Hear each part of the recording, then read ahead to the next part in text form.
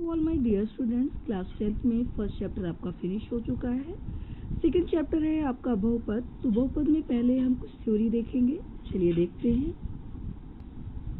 बहुपद पॉलिनोमियल कहते हैं इंग्लिश में। px लिखा है e0 plus e1x plus e2x square dash dash dash en x की पावर n के रूप का व्यंजक, जहाँ en की वैल्यू कभी जीरो नहीं होनी चाहिए, x में nवीं घात का बहुपद कहलाता है।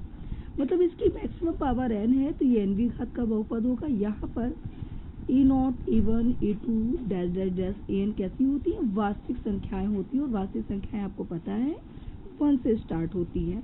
फॉर एग्जाम्पल लिखा है हमारा 5x प्लस 1 है, तो x में घात कितनी है? 1 है, तो ये घात 1 का बहुपद है। यहाँ पर 2 है अधिकतम घात, तो यहाँ x में घात 2 का बहुपद है। एग्जाम्पल है हमारा y³ माइनस का 2y स्क्वायर प्लस का y प्लस 5। इसमें जो इक्वेशन है हमारी, इक्वेशन की मैक्सिमम पावर 3 है, तो ये जो है y में घात 3 का बहुपद है, और इसमें अधिकतम घात कितनी है? 4 है, तो ये z में घात 4 का बहुपद है।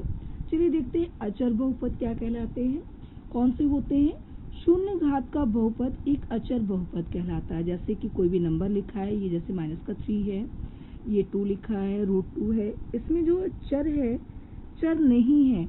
जिन बहुपदों में, जिन समीकरणों में चर नहीं होता है, जैसे कि x, y, z या t, ये हमारे चर होते हैं। ये हमारे चर अगर नहीं है तो इस प्रकार का बहुपद हमारा क्या कहलाता है? अचर बहुपद कहलाता है। और ये चर राशियों से कैसे होते हैं? स्वतंत्र होते हैं। देखिए शून्य बहुपद क्या होता है? ये विशेष अचर मान 0 वाला एक बहुपद होता है, इसे शून्य बहुपद कहते हैं।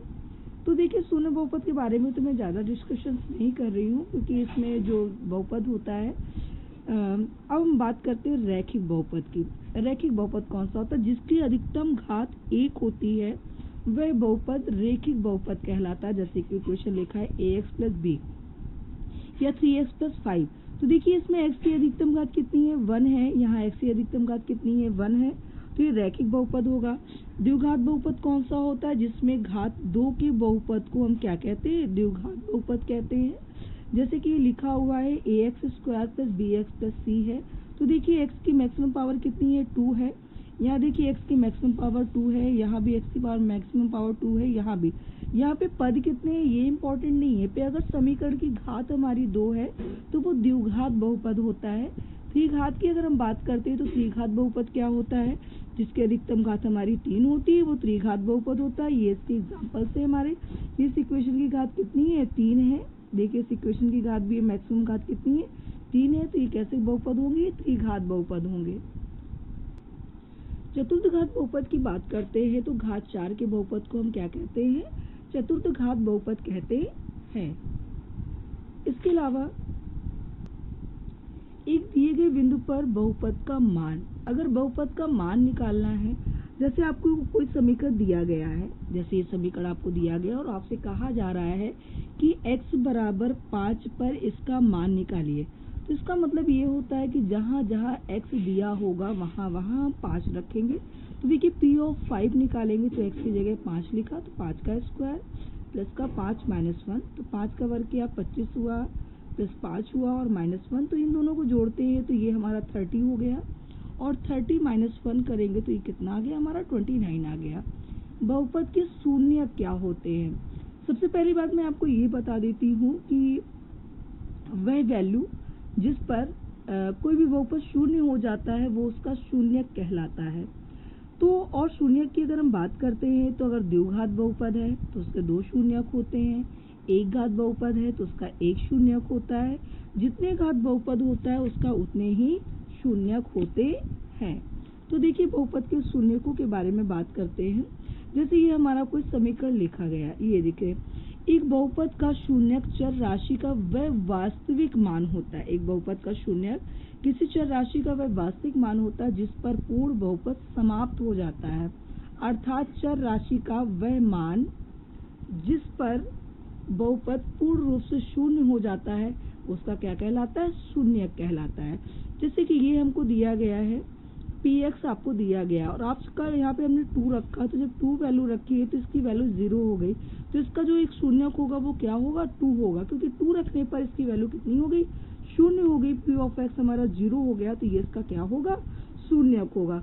तो शून्यक निकालने के लिए जब जैसे द्विघात समीकरण हम हल करते हैं तो समीकरणों को हल करेंगे और जो वैल्यूज आती हैं वही उसके क्या होते हैं, शून्यक होते हैं। जैसे ये क्वेश्चन है हमारा x² - 5x - 6 है, तो देखिए फैक्टर करने का रूल क्या होता है। ये लिखा है x² माइनस का 5x - 6, अचर पद से x² के गुणांक से मल्टीप्लिकेशन करते हैं, तो और इसको हम 2 ऐसे भागों में तोड़ते हैं कि जिनका जो सम है वो 5 आना चाहिए और मल्टीप्लिकेशन जो है वो हमारा 6 आना चाहिए। तो देखिए 3 और 2 लेते हैं, तो 3 + 2 करेंगे 5 होगा और 3 2 जा कितना होगा, 6 होगा। तो देखिए इसको ब्रैक कैसे करेंगे, x² माइनस का 3x माइनस का 2x और माइनस का 6। पर यहाँ पर मैं आपको एक बात बता देती हूँ कि यहाँ पर जो है ये फैक्टर हमारे रॉन्ग हुए। क्यों रॉन्ग हुए हैं, जब -3 × -2 करेंगे तो ये 6 आएगा, जबकि -6 × 1 करेंगे तो ये -6 आएगा। इन दोनों के फैक्टर को देख रहे हैं तो ये प्लस का 6 है, बट इन दोनों को देख रहे हैं तो -6 है।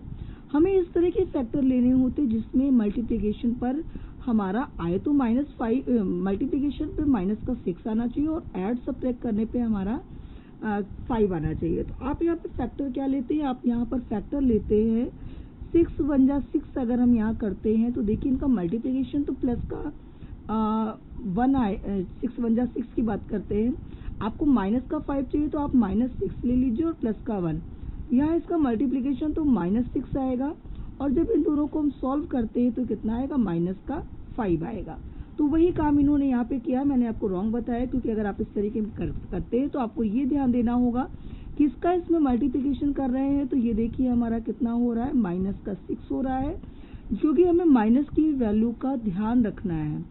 माइनस को यहाँ पे अवॉइड नहीं करना है, चाहे यहाँ माइनस हो या यहाँ माइनस हो या कहीं भी कोई भी माइनस हो, उसको हमें अवॉइड नहीं करना है। तो अब इन नंबर्स को ऐसा तोड़ना है कि -5 आना चाहिए। तो देखिए इसके फैक्टर जो होंगे वो होंगे -6 और 1 होंगे। तो आपने यहाँ वैल्यू रखी है। देखिए फैक्टर कैसे करते हैं, इस क्वेश्चन को मैं सॉल्व यहाँ पे करती हूँ। ये लिखा है हमारे पास x² माइनस का 5x माइनस का 6 = 0 है। यहाँ फैक्टर किए हमने तो x², इसको ब्रैक करेंगे तो 6 - 1 में ब्रैक करेंगे 5 को, और ये इस तरीके से लिख दिया। ये हुआ x² - 6x माइनस माइनस हमारा हो जाएगा प्लस।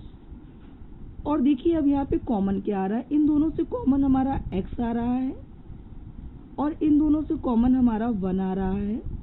तो देखिए एक ब्रैकेट में क्या आया हमारा, एक ब्रैकेट में आया x - 6 और एक ब्रैकेट में आया है x + 1 = 0, जो कि यहाँ पे आपको दिख रहा है। इन दोनों को अलग अलग 0 करेंगे, x - 6 = 0, तो माइनस का 6 जब इधर आएगा तो x की वैल्यू कितनी मिल जाएगी, 6। यहाँ x + 1 = 0, तो x की वैल्यू हमें कितनी मिल जाएगी, -1। इस तरीके से हम द्विघात समीकरण को सॉल्व करते हैं और जो हमारी वैल्यूज आती है वही हमारे शून्यक होते हैं।